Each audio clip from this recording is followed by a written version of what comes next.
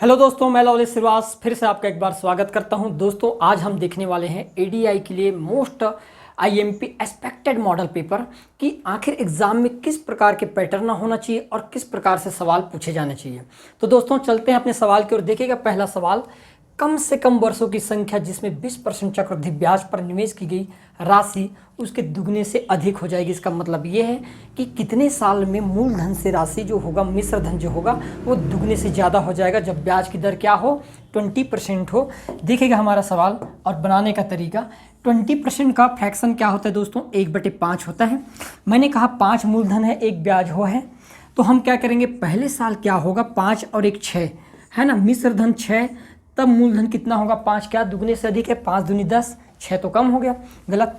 दूसरी बात करते हैं हम, 6 का वर्ग कितना हो जाएगा, आप कहोगे 36, और 5 का वर्ग कितना होता है दोस्तों 25, 25 दूनी कितना होता है 50, 36 जो है 50 से दुगना से अधिक नहीं है, कम है, इसलिए 2 साल भी नहीं होगा। तीसरे साल की यदि हम बात करें तो ध्यान समझना, 6 का क्यूब कितना हो जाता है, तो आप कहोगे जी 216, और 5 का क्यूब कितना होता है 125, 125 दूनी कितना होता है दोस्तों, तो 125 दूनी होता है 250, और 216 जो है 250 से कम है। इसका मतलब 3 साल भी नहीं हो सकता। आगे बढ़ते हैं, यदि हम चौथे साल की बात करें तो 6 की पावर 4 मतलब होता है 1296, और 5 का पावर 4 मतलब होता है 625 होता है। कितना होता है 625। अब 625 का दुगना कितना होता है, तो आप कहोगे जी 625 का दुगना होता है 1250, और मिश्र धन जो है 1296 है, जो दुगना से अधिक है, तो वर्षों की संख्या कितना हो जाना चाहिए, 4 साल। और दोस्तों यही हमारा क्या हो जाएगा, राइट आंसर हो जाएगा ऑप्शन नंबर बी। क्लियर है, बढ़ते हैं नेक्स्ट सवाल की ओर। देखिएगा 2 वर्ष के अंतराल में पैदा हुए 4 बच्चों की आयु का योग दे रखा है, कितना 28 वर्ष है। तो सबसे छोटे बच्चे की आयु आपको निकालना है। यहाँ पर जो डिफरेंट है वो इक्वल हो गया है, तो क्या हम औसत का नियम लगा सकते हैं। देखिएगा है ना, हमारे पास 4 बच्चे दिए गए हैं, 1 2 3 और 4। जब संख्याओं के बीच समान अंतर हो तो बीच वाली संख्या औसत होता है, मतलब औसत होगा। बताओ 4 बच्चों का कितना दिया है, 28 योग, तो औसत कितना हो जाएगा, तो आप कहोगे 7 चौक 28, कितना होना चाहिए दोस्तों, औसत 7। हम कहेंगे जी औसत 7 है, ये 2 संख्याओं के बीच का है, तो बीच का 7 है, इसका मतलब ये वाला 8 होगा और ये वाला 6 होगा। हमको तो छोटे बच्चे का निकालना है, मतलब 6 में 2 कम करेंगे कितना हो जाएगा 4, क्योंकि 2 का गैप है। तो सबसे छोटे बच्चे की आयु कितने साल की होगी, 4 साल की होगी। ऑप्शन नंबर डी जो होगा दोस्तों यहाँ पर क्या हो जाएगा, करेक्ट हो जाएगा। क्लियर है, बढ़ते हैं नेक्स्ट सवाल की ओर। देखिएगा जिस स्कूल में 480 छात्र हैं उसमें से लड़कों और लड़कियों का अनुपात 7:9 है। यदि 3 और लड़कियों को स्कूल में प्रवेश दिया जाता है तो लड़कों और लड़कियों की संख्या का अनुपात पूछ दिया गया है। हमने क्या किए, देखें कि भाई स्कूल में बॉयज़ और गर्ल्स का अनुपात कितना दे रखा है, तो हमको पता है बॉयज़ और गर्ल्स का अनुपात दे रखा है दोस्तों यहाँ पर 7:9। यदि इन दोनों का हम सम करके देखें, सम कर दिया जाए 7 और 9 का, तो आप कहोगे 16 होता है, और टोटल मान कितना दे रखा है, तो 480। कोई भी बता सकता है कि 16 का 30 गुना है, ये है 30 गुना। इसका मतलब लड़कों की संख्या जो होगा 7 × 21 मतलब 210 होगा, और लड़कियों की संख्या 9 × 27 मतलब 270 होगा। यहाँ तक क्लियर है। अब हम क्या करेंगे, 3 लड़की को और शामिल कर देते हैं इनके ग्रुप में। तो यदि 3 लड़की को और शामिल कर देंगे तो लड़के तो 210 ही रहेंगे, लड़कियां अब 210 नहीं बल्कि 273 हो गए दोस्तों। क्लियर है, हमको पूछा गया लड़कों और लड़कियों की संख्या का अनुपात। अब हम क्या करेंगे, यहाँ पर 21 से कट रहा है, 21 दहम 210, 21 कम 21 और बच गया 6, हो गया 63, 21 × 63, तो बॉयज़ और गर्ल्स की संख्या का अनुपात क्या हो जाएगा, 10:13। ऑप्शन नंबर सी जो होगा दोस्तों ये हमारा क्या हो जाएगा, यहाँ पर करेक्ट हो जाएगा। क्लियर है, देखिएगा अगला सवाल, 40 दर्जन केले 1440 रुपये बेचने पर एक आदमी को 20% का लाभ होता है। 30% लाभ प्राप्त करने के लिए उसे 20 दर्जन केले कितने में बेचनी चाहिए। यहाँ पर हमेशा याद रखना कि इस टाइप के सवाल आप समानुपाती से बनाएगा। देखना समानुपाती से कैसे बनाते हैं। यदि मैंने कहा 40 दर्जन का मूल्य 1440 रुपये है, तो भाई एक चीज़ बता सकते हो आप कि 20 दर्जन का मूल्य कितना होगा। भाई 40 का आधा 20 है, 1440 का आधा कितना हो जाएगा, तो आप कहोगे 720 होगा कि नहीं होगा, बताओ। हमने देखे कि भाई 20% का लाभ मतलब हमने 100 के 100% और 20% का लाभ का मतलब क्या होगा, 120% पर बेचे, और कितने रुपए में बेचे हमने इसको, आप कहोगे जी 720 रुपये पर। क्लियर है। अब मुझे 20% का लाभ नहीं चाहिए, बल्कि कितने का चाहिए, 30% का। मतलब अब मैं कितने में बेचना चाहूँगा, 130% पर बेचना चाहूँगा। क्यों ऐसा करना पड़ा मुझे, क्योंकि भाई मैं शुरू में 20 दर्जन को 720 रुपये में बेचा, अब मैंने 20 दर्जन को, उतने ही दर्जन को क्या करना है, बेचना है। तो बताइएगा, ध्यान समझना, कितने गुना दिखाई दे रहा है दोस्तों। तो आप कहोगे कि 12 छक्के कितना होता है, 72। तो हम क्या करेंगे, 13 छक्के कितना हो जाएगा, आप कहोगे जी 78। मतलब 30% लाभ पर बेचा जाए 20 दर्जन को, तो उसका प्राइस क्या हो जाएगा, 780 रुपये। ऑप्शन नंबर डी जो होगा दोस्तों, ये हमारा क्या हो जाएगा, इसका करेक्ट आंसर हो जाएगा। क्लियर है। चलो बढ़ते हैं नेक्स्ट सवाल की ओर। देखिएगा, जब दो तिर्यक रेखाएं 3 समांतर रेखाओं को प्रतिच्छेदित करती है और पहली तिर्यक रेखा द्वारा निर्मित अंतःखंडों का अनुपात 3:4 है, तो दूसरी तिर्यक रेखा द्वारा निर्मित अंतःखंडों का अनुपात आपको क्या करना है, ज्ञात करना है। हम क्या किए कि 3 समानांतर रेखा खींच दी इस प्रकार से, और 2 तिर्यक रेखा इनको क्या कर देती है, डिवाइड कर देती है, एक पहली तिर्यक रेखा और दूसरी। अब पहली तिर्यक रेखा द्वारा बनाए गए अंतःखंडों का अनुपात क्या है, तो आप कहोगे 3:4। क्लियर है दोस्तों। आपको ज्ञात होना चाहिए कि यदि ये P है हमारे पास, ये Q है और ये R है, हमने कहीं ये S है, ये T है और ये हमारे पास U है, तो हमारे पास एक थ्योरम होता है। क्या होता है भाई, PQ/QR इक्वल हमेशा ST अनुपात क्या हो जाएगा, TU होता है। मतलब दोनों अनुपात आपस में क्या होते हैं, इक्वल होते हैं। यदि ये आपके पास 3 है तो सामने वाला भी 3 के अनुपात में आ जाएगा, और ये 4 है तो सामने वाला भी 4 हो जाएगा। तो आपका राइट आंसर क्या होगा, तो हम कहेंगे जी 3:4 ही होगा। तो राइट आंसर क्या होगा दोस्तों, ऑप्शन नंबर सी जो होगा यहाँ पर हमारा क्या होगा, करेक्ट हो जाएगा। क्लियर है। देखिएगा अगला सवाल, एक कछुआ 4 घंटे में 1 किलोमीटर चलता है या प्रत्येक किलोमीटर के बाद 20 मिनट आराम करता है। कछुए को 3.5 किलोमीटर की यात्रा पूरी करने में कितना समय लगेगा, बोला गया। देखिएगा, 1 किलोमीटर को चलने में 4 घंटे का समय।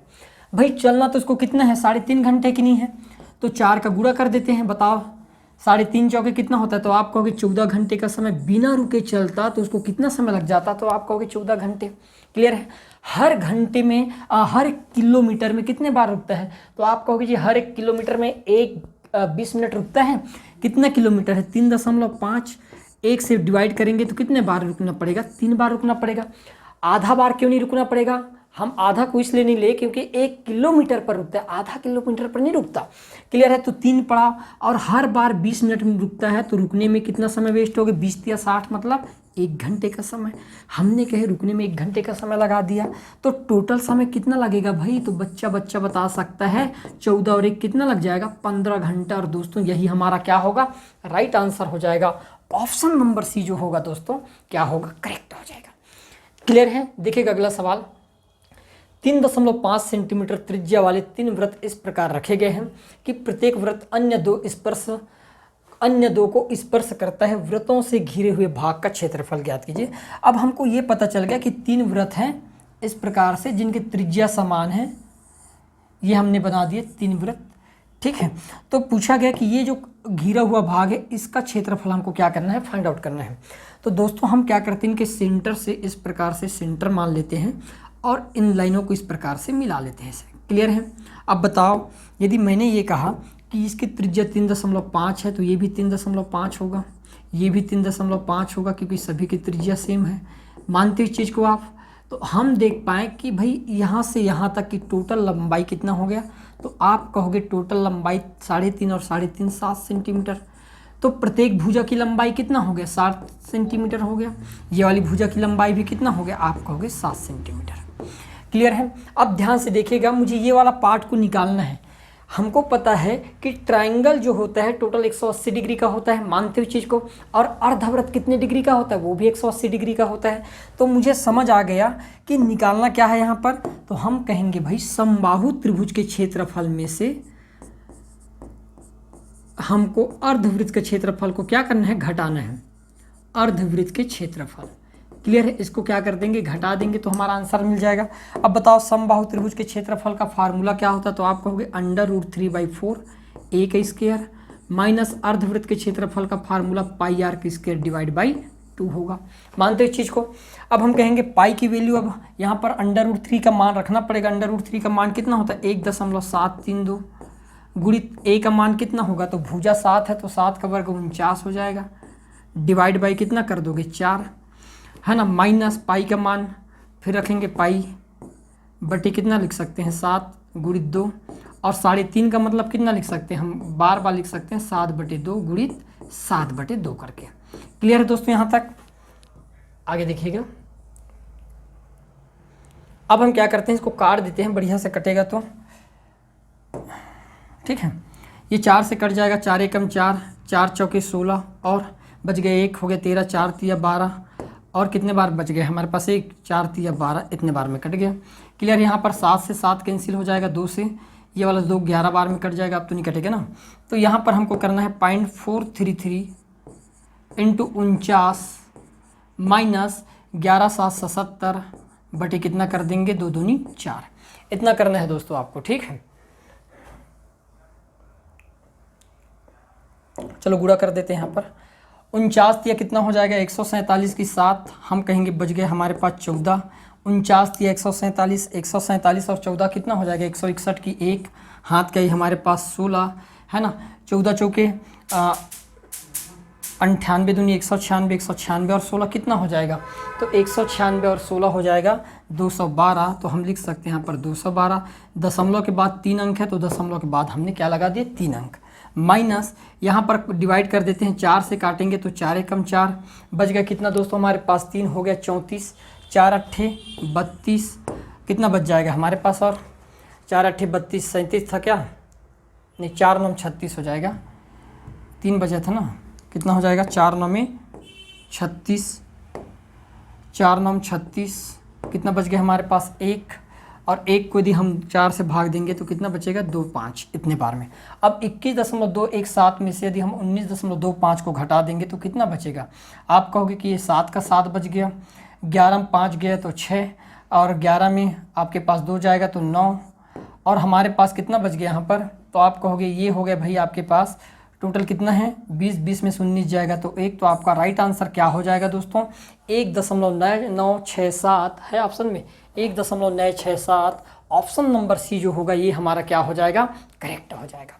क्लियर है? बढ़ते हैं नेक्स्ट सवाल की ओर। देखिएगा, एक निष्पक्ष पासे को फेंका जाता है, प्राप्त संख्या बिल्कुल सही वर्ग और सही घन है, इसकी प्रायिकता ज्ञात कीजिए। एक चीज़ बताओ, हमारे पास जो पासा होता है, पासा में 6 फलक होते हैं और उसमें अंकित अंक 1, क्या क्या होगा दोस्तों, हम कहेंगे अंकित अंक जो होगा वो 1 2 3 4 5 और 6 है, मतलब हम कहेंगे कुल प्रेक्षण की संख्या कितना मिला 6, जिसमें से हमको ये बताना है कि एक ऐसा अंक है यहाँ पर जो परफेक्ट स्क्वायर हो और परफेक्ट क्यूब हो, तो कोई भी अंक यहाँ पर क्यूब नहीं है, हाँ स्क्वायर है 4 और 1, लेकिन परफेक्ट क्यूब भी चाहिए, तो एक ही एक संख्या है जो परफेक्ट स्क्वायर भी है और परफेक्ट क्यूब भी है, तो प्रायिकता क्या हो जाएगी, तो हम कहेंगे प्रायिकता 6 होगी, ऑप्शन नंबर 1/6 होगी, ऑप्शन नंबर पहला आपका क्या हो जाएगा दोस्तों यहाँ पर राइट हो जाएगा।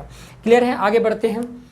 यदि x, अब हमको ये सवाल मिल गया, x की पावर 4 प्लस 1/x की पावर 4 बराबर कितना दे रखा है 194, और हमको निकालना है यहाँ पर दोस्तों x की क्यूब प्लस 1/x की क्यूब, ये हमको क्या करना है फाइंड आउट करना है। ध्यान समझिएगा, मैं चाहता हूँ कि यदि मैं घात को आधा कर दिया, घात को क्या कर दूंगा आधा कर दूंगा, तो आपको ये पता होना चाहिए कि जो अंक होते हैं वो रूट में चले जाता है और उसमें 2 ऐड हो जाता है, आपको पता होना चाहिए। तो हम देख पाएंगे कि भाई x² प्लस 1/x² का मान कितना होगा √196, और 196 किसका वर्ग होता है 14 का।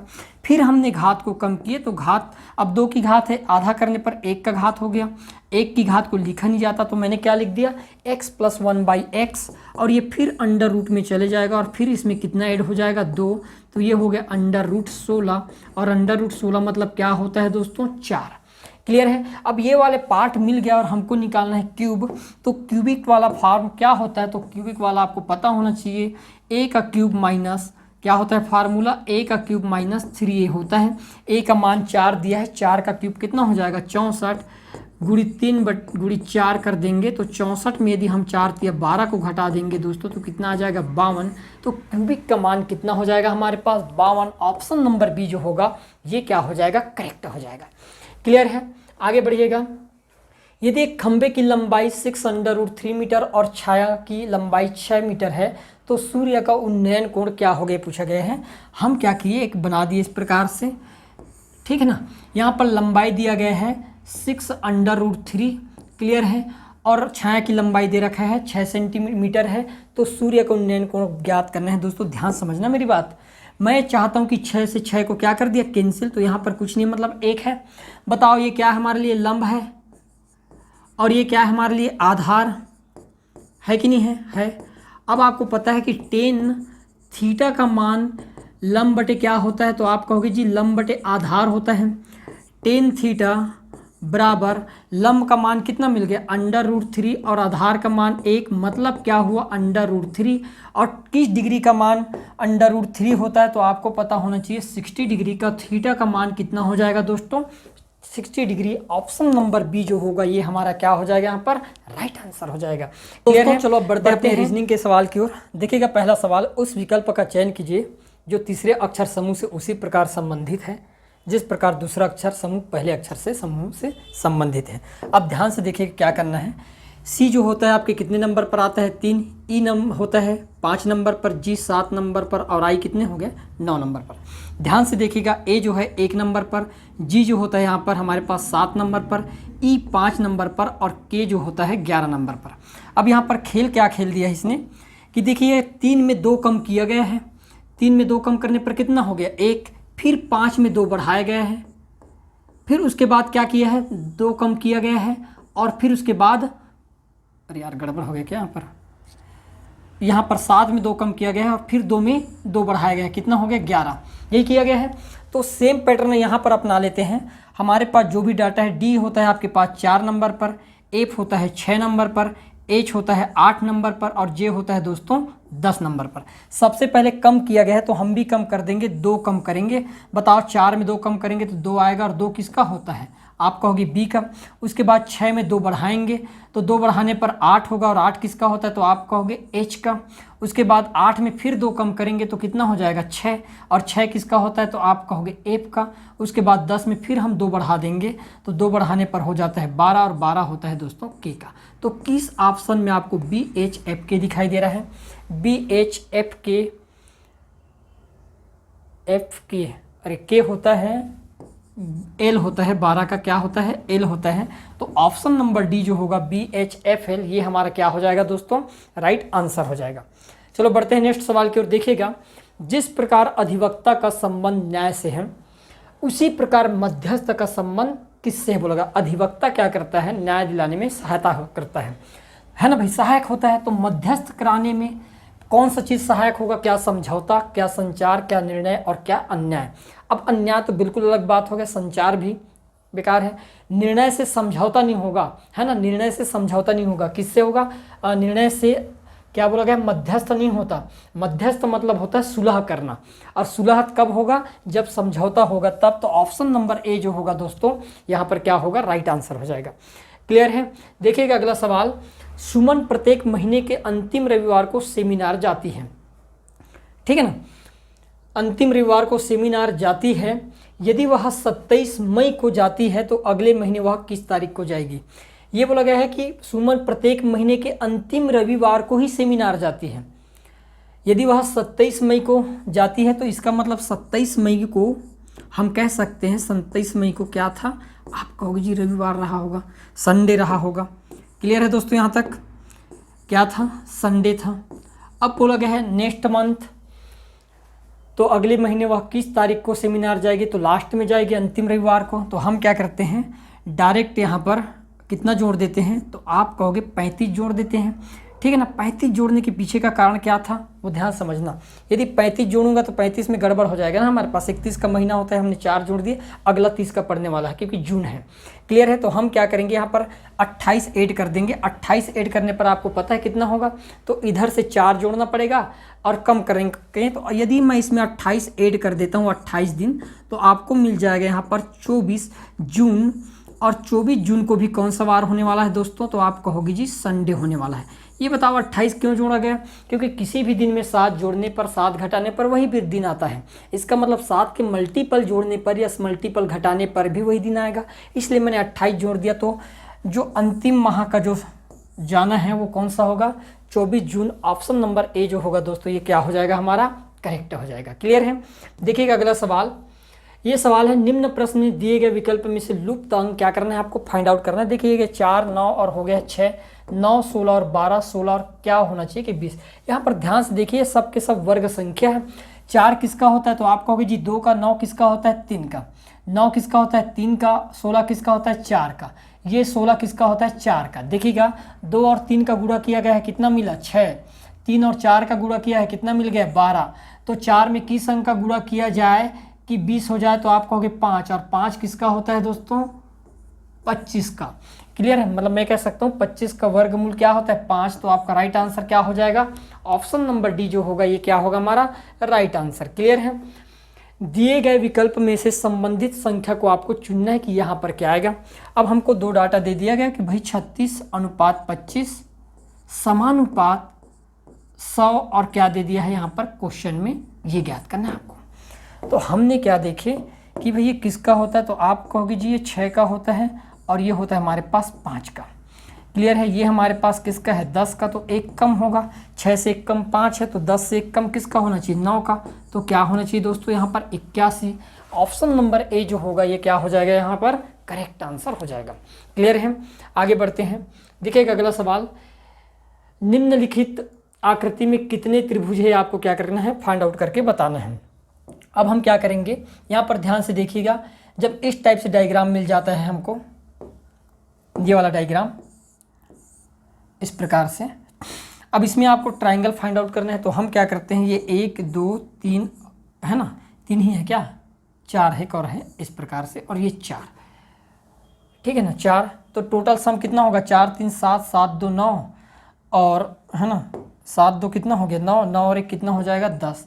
तो टोटल ट्राइंगल की संख्या कितना हो गया, यहाँ पर 10 हो गया है। हम यहाँ पर क्या करते हैं, नंबरिंग कर देते हैं, 1, 2, 3, 4, 5, 6, 7 और 8, और 8 का दुगना कितना होता है दोस्तों, तो आप कहोगे 16 और ये वाला 10। टोटल कितने ट्राइंगल बन जाएंगे, तो हम कहेंगे जी टोटल ट्राइंगल की संख्या 26 होगा। तो आपका राइट आंसर क्या हो जाएगा दोस्तों, यहाँ पर ऑप्शन नंबर सी 26 आपका क्या हो जाएगा, करेक्ट आंसर हो जाएगा। क्लियर है। चलो बढ़ते हैं नेक्स्ट सवाल की ओर। देखिएगा अब यदि एमएन रेखा पर एक दर्पण रखा है, यहाँ पर एक रेखा है, यहाँ पर दर्पण है, ठीक है, तो निम्न में से कौन सी उत्तर आकृति होनी चाहिए। अब सबसे पहले सिंपल सी बात है, ये बाल ऊपर में है तो ये बाल सबसे नीचे में आ जाना चाहिए। बाल ऐसा खड़ी है उसमें, तो ये खड़ी नहीं है, गलत हो जाएगा। हाँ ये खड़ी है, ये ऊपर में है, ये खड़ी नहीं है, ये गलत हो जाएगा। अब आपके पास वो गलत है, ये गलत है, तो कौन सा, ऑप्शन नंबर बी है एकमात्र क्या है दोस्तों, राइट है। यही क्या हो जाएगा हमारा राइट आंसर। बहुत बेहतरीन तरीके से बनाना है और कुछ नहीं करना है, क्योंकि दर्पण में सबसे पहले ये वाला खाली वाला बनेगा, फिर उसके बाद नीचे वाला बनेगा ना भाई, आपको ध्यान रखना है। आगे बढ़ते हैं। All hens are X, all birds are X, some X are lions दिया गया है, तो आपको कौन सा कथन सही है ये आपको बताना है। ध्यान से समझना, हमारे पास स्टेटमेंट दिया गया है, कुछ कथन दिया गया है और कुछ कंक्लूजन दिया गया है, निष्कर्ष। हमको बोल दिया गया कि सभी हेन एग है, बोल दिया गया है सभी हेन क्या है, एग है। मैंने कहा सभी हेन क्या है, एग है। क्लियर है। सभी हेन एग है और सभी बर्ड एग है। सभी बर्ड भी क्या है हमारे पास, एग है, और कुछ एग क्या है, लायन है। कुछ एग क्या है हमारे पास, लायन है। बस इतना से बना। क्लियर है। अब ध्यान से देखिएगा, कुछ लायन एग है क्या भाई, हमको पता है कि कुछ लायन एग क्यों नहीं होगा, यहाँ पर कुछ एग लायन है, इसका मतलब पहला वाला क्या हो जाएगा आपके पास, सही हो जाएगा। दूसरा, कुछ एग हेन है क्या, तो कुछ एग हेन है ऐसा एकदम हम नहीं कह सकते, पर कुछ कंडीशन में ज़रूर हो सकता है। ठीक है। तीसरा, कुछ एग बर्ड है, ये भी हो सकता है आपके लिए। ठीक है ना भाई। तो यहाँ पर कौन सा सही होगा, तो हम कहेंगे यहाँ पर तीनों की तीनों समीकरण क्या हो रहा है, राइट हो रहा है। तो हम क्या कहेंगे, ऑप्शन नंबर सी जो होगा दोस्तों ये हमारा क्या हो जाएगा, राइट हो जाएगा। क्योंकि कुछ एग बर्ड है, ये भी सही है ना। कुछ एग क्या है, बर्ड है। कुछ एग हेन है, ये तो बोला गया है ना, कुछ एग हेन है, सही है। कुछ एग बर्ड है, ये भी है आपका सही। तो राइट आंसर क्या हो जाएगा, सभी अनुसरण करते हैं, यही हमारा क्या होगा, राइट आंसर हो जाएगा। क्लियर है। आगे बढ़ते हैं।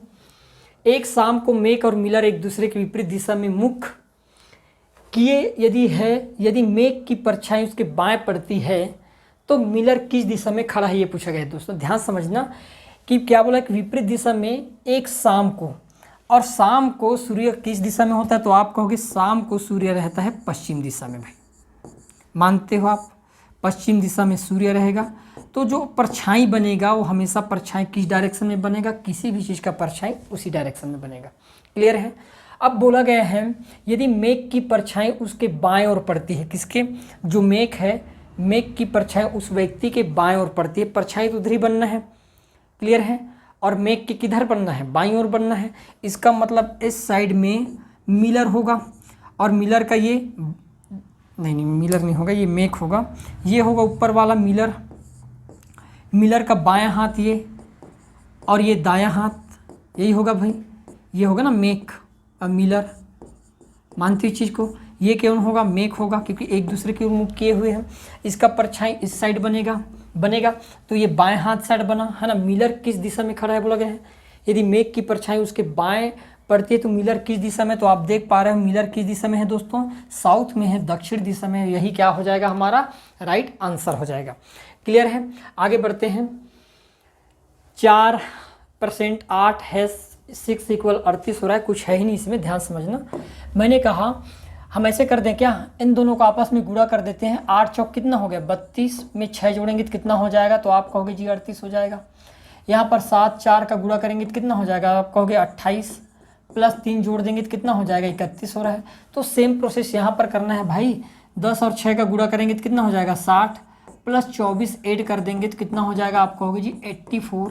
और यही क्या हो जाएगा, राइट आंसर। ऑप्शन नंबर पहला जो होगा दोस्तों हमारा क्या हो जाएगा, राइट आंसर हो जाएगा। तो ये रहा हमारे पास कुछ एक्सपेक्टेड मॉडल पेपर। हर दिन आपको लगातार 30 दिनों तक एक्सपेक्टेड मॉडल पेपर देखने को मिलेगा। क्लियर है। जिसमें किस प्रकार से सवाल पूछे जाने चाहिए, हम उन सभी प्रकार के सवालों को लेकर आपके पास ले आएंगे। क्लियर है दोस्तों, धन्यवाद।